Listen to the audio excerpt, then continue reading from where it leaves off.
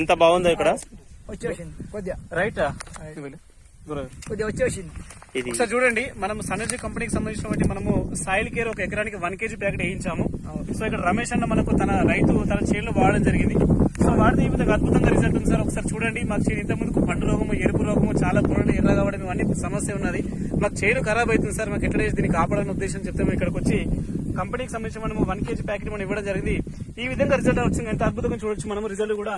చూడండి చేడు ఎంత పచ్చగా ఉంది, ఎలాంటి పండు రోగం ఇక్కడ కూడా పండు రోగం లేదు. చేడు ఎంత ఆరోగ్యంగా ఉంది చూడొచ్చు మనము.